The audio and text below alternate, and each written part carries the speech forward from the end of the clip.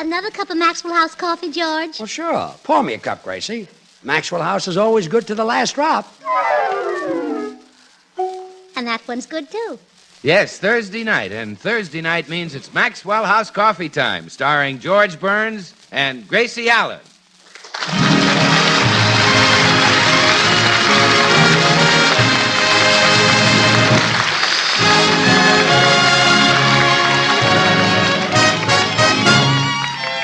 With yours truly, Bill Goodwin, the girls of the Beverly Hills Uplift Society, our special guest, Vice President of NBC, Mr. Sidney Stroats, and the music of Meredith Wilson and his orchestra. For your Thursday night enjoyment, it's George and Gracie. And for your everyday coffee drinking enjoyment, it's Maxwell House, with extra flavor in the blend because of choice Latin American coffees, skillfully combined. Extra flavor in the cup because Radiant Roast develops the full flavor of every coffee bean. The result is that today more people buy Maxwell House than any other brand of coffee in the world.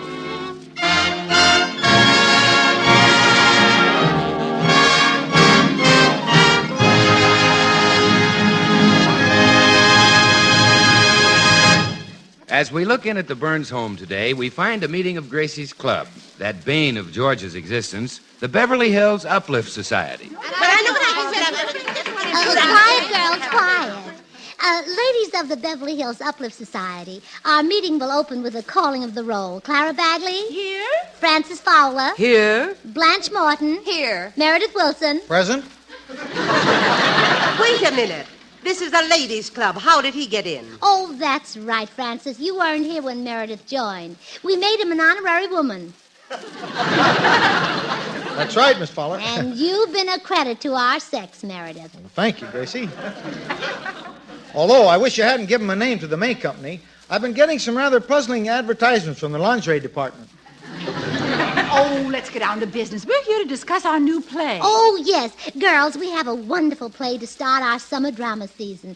It's the story of an Irish girl who falls in love with Raoul, a handsome French roue. Or is it roue, a handsome French Raoul? Well, anyway, it shows how a woman's pure, tender love lifts Raoul from being a pickpocket and makes him a jewel thief. How marvelous. Oh, it sounds wonderful. What's the name of it, Gracie? Well, it's called The Folly of Molly O'Malley. And since the heroine is an Irish girl, I kind of thought you'd let me play the lead. Well, I'm Irish. Let me play the lead. Well, now I don't know. Girls, look, the only fair thing to do is vote. Now, all in favor of me signify by saying aye. Aye. All in favor of Blanche signify by stating their correct age. Well,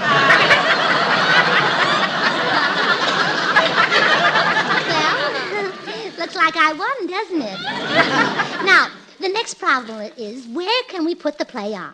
Gracie, did you speak to the man about renting Hollywood Bowl? Oh, yes, Meredith. The place holds $95,000, and I offered him 50% of our gate receipts, but he refused. He refused an offer like that? Yes, he wanted $10 cash. Well, that was our last chance. All the theaters have turned us down.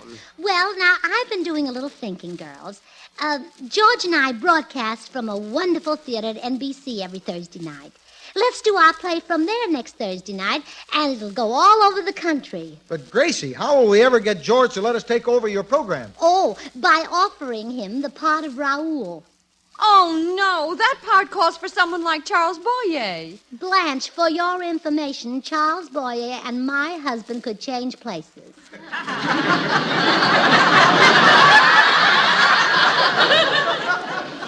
They could? Yes. It'll be perfectly all right with me. Gracie, even if we offer George the lead, do you think that'll do it? Oh, sure. All we have to do is to make him think he's a great actor. Every man has a little ham in him someplace, and my husband is armor from his feet to his waist, and from there on, pure swift. You mean we have to tell George what a great actor he is? That's right. All right, we'll rotate, girls. The biggest liars go first. No, never mind. Just to be on the safe side, I've written a poem that you girls can recite to George. Well, you better hurry and give it to us, Gracie. Here comes George up the wall. Oh, now here. There's a line for each of you. Now, I'll go out and soften George up with a little flattery. Then bring him in here for the kill. Hello. Lunch ready? Oh, don't move, George. Huh? Just stand there in the doorway with the sunlight behind you. Oh, how beautiful you look. Like a picture, a masterpiece. Blue Boy or Whistler's mother. Yeah. Someone ought to frame me. Don't worry, we will. I'd like to. You're so handsome. Gracie. How thrilling you look as you stand there. Your shoulders filling the doorway. You know, I had no idea your shoulders were so wide. Really? Absolutely. They don't look that wide when you hang them on the chair at night. Gracie, I would like my lunch. I'm very... Hey, What's the matter? all those women's coats and hats on the hall table. Gracie, is there a club meeting in the den? Yes, dear, there is. A meeting of the George Burns Fan Club. I thought... The George Burns Fan Club? Yeah, didn't you know about it? It used to be the Van Johnson Fan Club. Then they saw you and blew their tops. Gee, I got a fan club? Well, yeah. Would you like to meet the girls? Why not? Let's give them a little treat. All right, come on. Here he is, girls.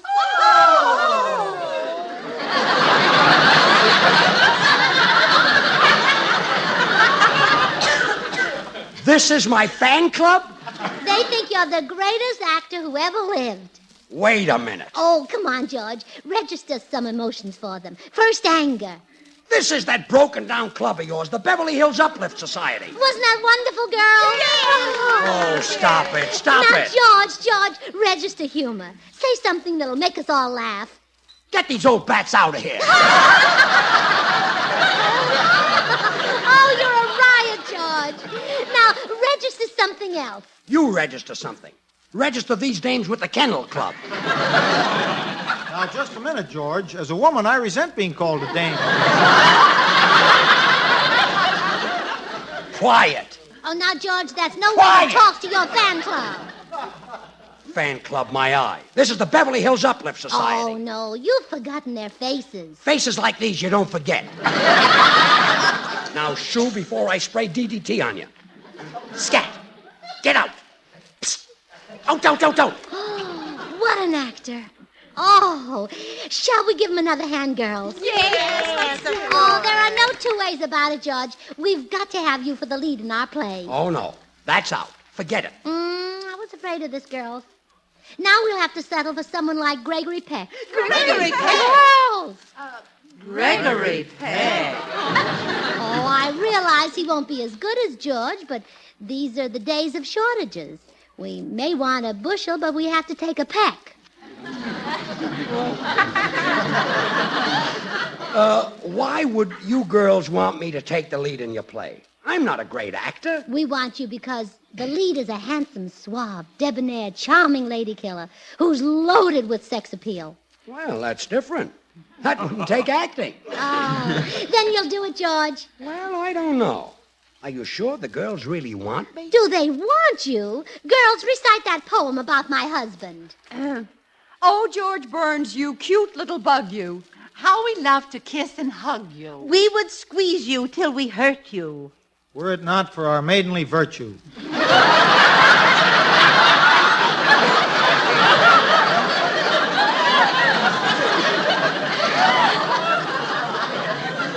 Gosh, I had no idea you girls felt that way about me. What play you planning to give? Well, it's called The Folly of Molly O'Malley.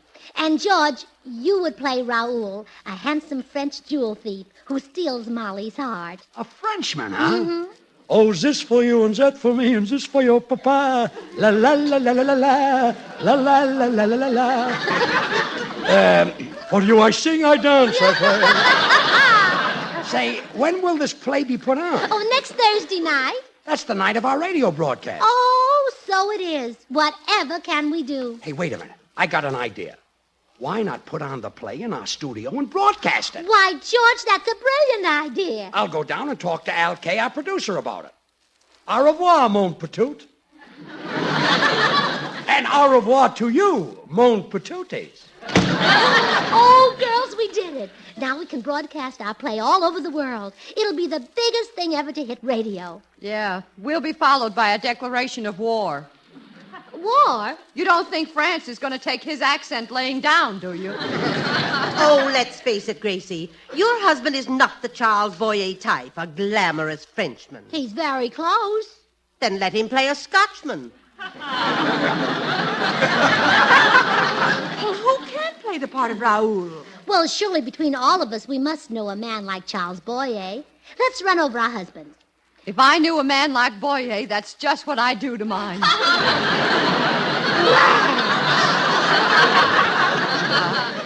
Just joking. Now, let's see. Who can we get? Wait a minute. Huh? If the part calls for Charles Boyer, let's get Charles Boyer. Oh, don't be silly. Well, I mean it. I've met Mr. Boyer, and I know I can persuade him to do it. More power to you, Gracie. Oh, but this is going to be awfully hard on you. Me? Well, we're giving the play next Thursday night, and that only gives you a week for rehearsal. She's right, Gracie. You'll have to rehearse those love scenes with Charles Boyer day and night. Do you want to back out? You're cute.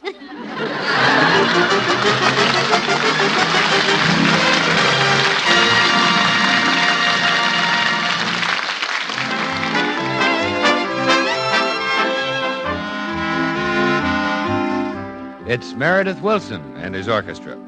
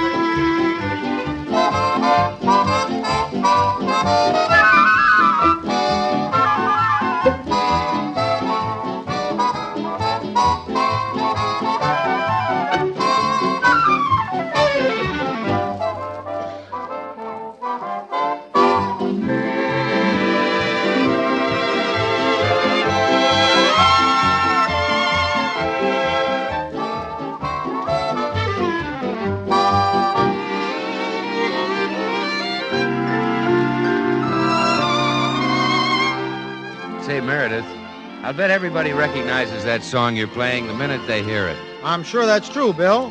And I think the words are about as famous as the melody. Who doesn't know Meet Me in St. Louis? Meet me at the fair. You know, Meredith, somehow there's real magic in those words. I guess whether it's a world fair, a state fair, or a county fair, we all look forward to the excitement, the competition, the colorful displays, the blue ribbon prizes, and all the fun and gaiety. Yes, we Americans love a fair. And I can't help thinking, too, how we Americans love coffee. And how, like the fair that's such a distinctive part of the American scene, so, too, Maxwell House through the years has become a real part of the American scene.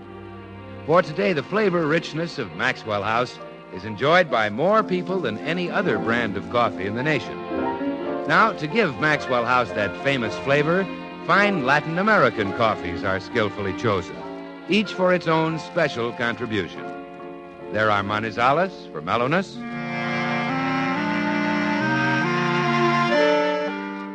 Medellins for richness, other choice Latin American coffees for vigor,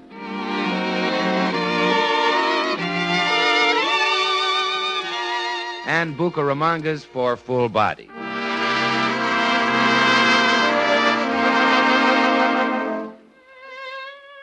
The result is a blend so deliciously satisfying that northeast, south, and west, people ask again and again for Maxwell House.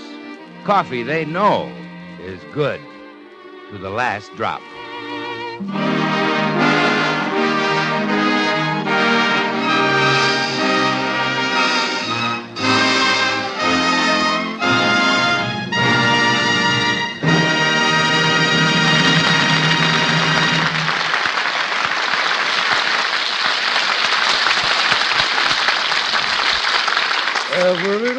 seems to whisper Louise. George, there's been a little change in the casting of our play. Instead of the French jewel thief, you'll be a nice, honest Irish policeman. A cop? Yes. Oh, gee whiz. Well, the part... Louise, is this for you? No, the part is perfect for you. A tough, rugged cop who stands on his own 2 feet. And you've got just the 2 feet for a cop to stand on. But I won't get a chance to use my French accent. That's the thing I do best. Well, can't you do an Irish accent? Sure, but it's not as good. Oh, I bet it is. Let me hear both accents, and I'll tell you honestly which one I think is better. Okay. Faith, and 'tis the son of the old sod I'm after being, bejabbers. Oh, that was wonderful. Now try the Irish.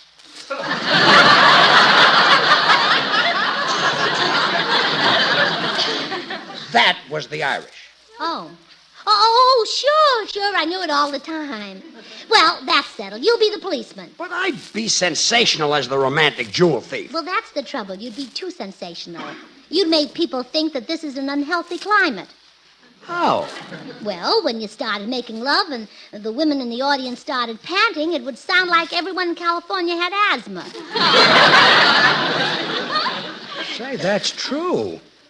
I guess you better get somebody with less sex appeal. Yeah, we'll get Charles Boyer. Boyer, he's got almost as much as I have. Oh, Well, he certainly has. not. After all, you expect him to have the European charm. He was born in Europe. Well, yeah. But you got yours the hard way, in the Bronx. Well, all right, I'll play the Irish cop. Good. I'll go in and tell the girls everything is arranged. Okay. Begorra? Well, girls, it's all settled. Raoul will be Charles Boyer. Oh, isn't that wonderful? Oh, lucky you, Gracie. Next Thursday night on the Maxwell House broadcast, Charles Boyer will be making love to you. Oh, yes. Darn it. Why do we only have half hour? Suppose I'm right in the middle of a scene with Charles Boyer. He says, Gracie, is this love or is this infatuation? And some little schnook says, this is NBC. That's just what'll happen, Gracie. They'll cut you off and go on to the Dinah Shore program. The Dinah Shore program. That's it. I'll get her half hour, too. I'll go to Sidney Stroats, the vice president of NBC. And he'll let you have Dinah Shore's half hour? Well, flattery worked on George. It'll work on Mr. Stroats, too. You girls wait here.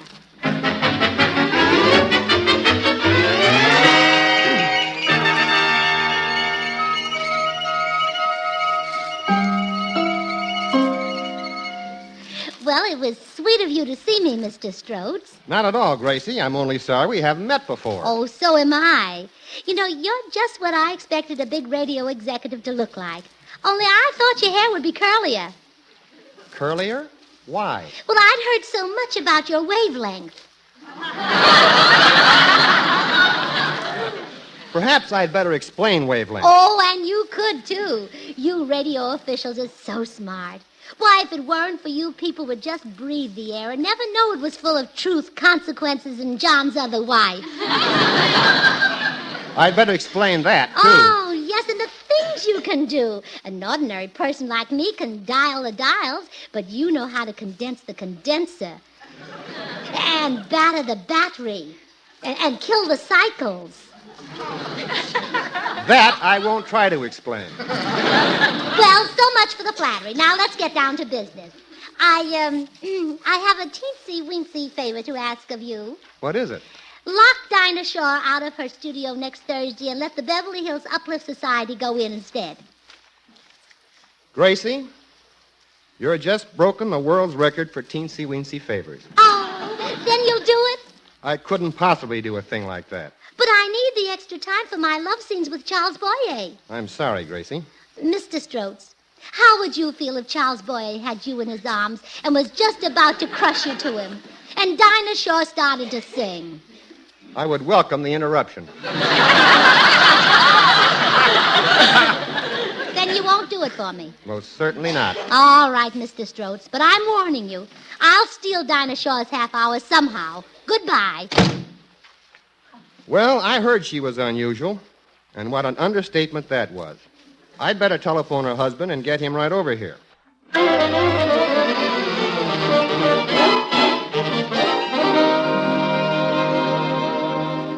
And so, girls, I'm forced to report that Mr. Stroats would not give us Dinah Shaw's half hour. Oh, isn't that mean? Yes.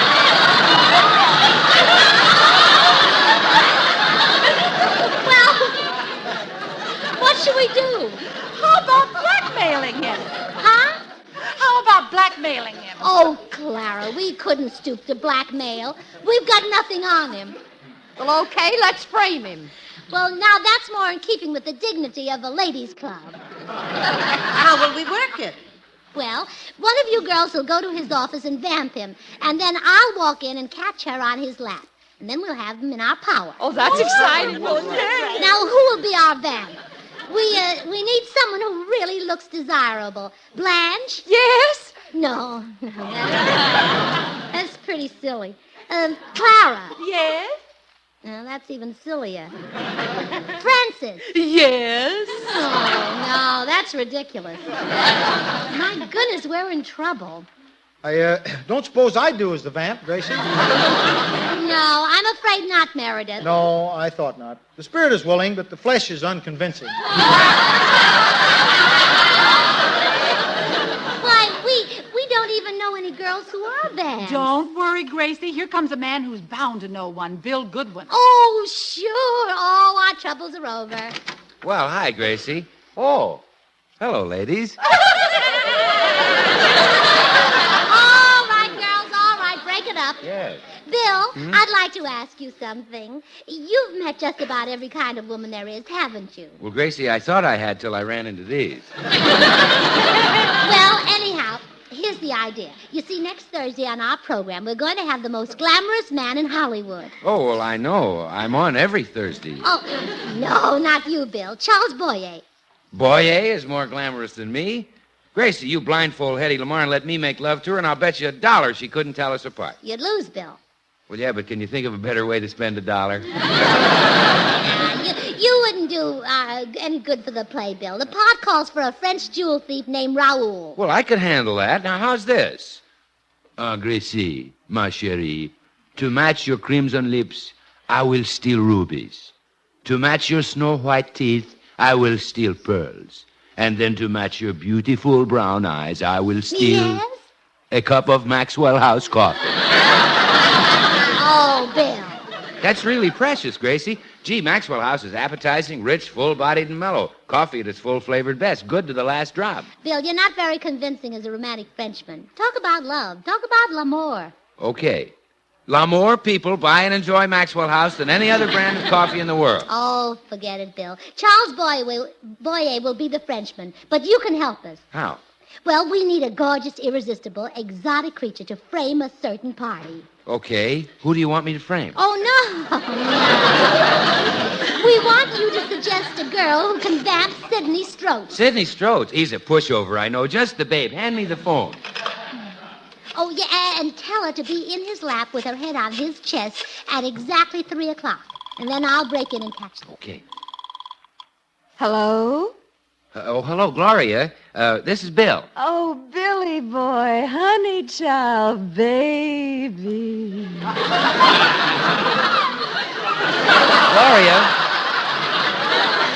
Gloria, I want you to vamp somebody for me. Listen, and I'll explain it to you. Go ahead, sugar boy. You see, you're just the one to do it. You've got that gorgeous blonde hair, those luscious red lips, that terrific figure, that... Never mind, Gloria. I'll come over there and explain it to you.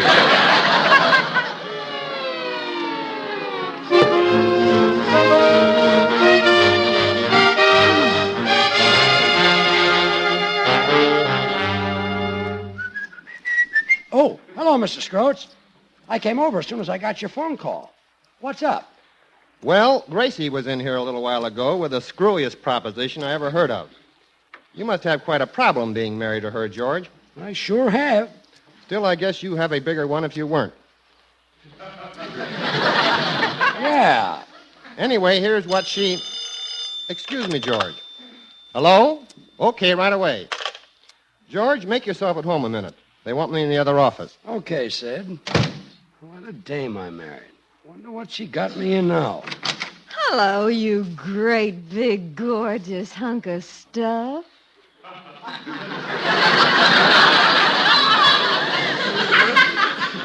Huh? Come on, sit on the sofa with little Glory and let's form a beautiful friendship. You must have the wrong man, miss. Who did you want to see? The biggest man in the whole radio business. Yeah, you got the right man. Come here, Daddy. Time's getting short. Huh? I'm supposed to have my head on your chest in 3 minutes, and it'll take me 2 of those to find it. Now, look here. Oh, don't fight me, honey. Just relax like a big bale of cotton and let this little old boll weevil take over. Hey, get off my lap. Cut that out. Hey! Sidney Strode. So Gracie! George Burns. And I do mean aha. Honest, Gracie, this wasn't my fault. Sid Stroats left the room for a minute, and this girl came in and jumped in my lap. Oh, I see. She was supposed to vamp Mr. Strode, so he'd have to give me Dinah Shaw's half hour next Thursday. Well, why do you need that? Oh, well, for my love scenes with Charles Boyer. Gracie, you've gone out of your mind about Boyer. Why, I'll bet if he asked you, you'd run away to Paris with him and forget me. Oh, no, I wouldn't, George. I'd write to you every week.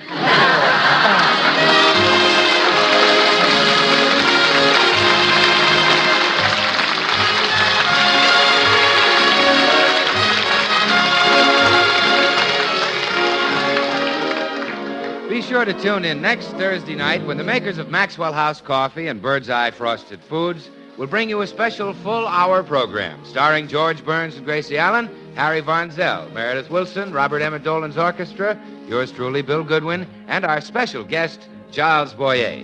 And we hope, by the way, that Dinah Shore will be back.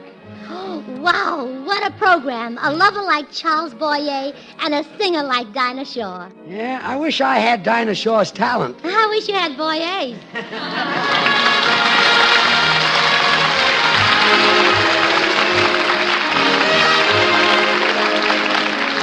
Ladies and gentlemen, millions of men, women, and children in Europe and Asia today face starvation. America, the best-fed nation in the world, can relieve this crisis by making available to foreign purchasers increased amounts of wheat, rice, fats, and oils. And here's what you and I can do to help. Use more of the plentiful foods. Fresh fruit, vegetables, potatoes, poultry, fish, and eggs. Do this so that you can use less wheat products and fats and oil. Don't waste any food at your table, and keep on saving and turning in used fats. We'll be seeing you next week with that extra special hour show. Until next Thursday, then, good luck from the makers of Maxwell House, America's #1 brand of coffee. Always good to the last drop. Oh, goody, goody Jell-O pudding tonight. It tastes like Grandma's, only more so. You ain't kidding, that's right. And just as Jell-O's 6 delicious locked-in flavors can't be beaten, so the proof of Jell-O pudding's in the eating. The Jell-O twins are hard to find, but keep on looking in your store. When sugar shortages are over, there'll be more. Just a taste of Jell-O pudding or of Jell-O and you know it's the one and only Jell-O.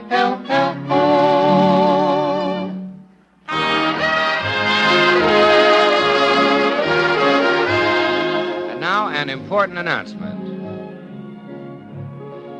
Daylight saving time starts this Sunday. If your community changes to daylight time, you'll hear Maxwell House Coffee Time next Thursday at this same hour. If your community does not change to daylight time, listen next week 1 hour earlier. If in doubt, check your local paper. Night. This is NBC, the National Broadcasting Company.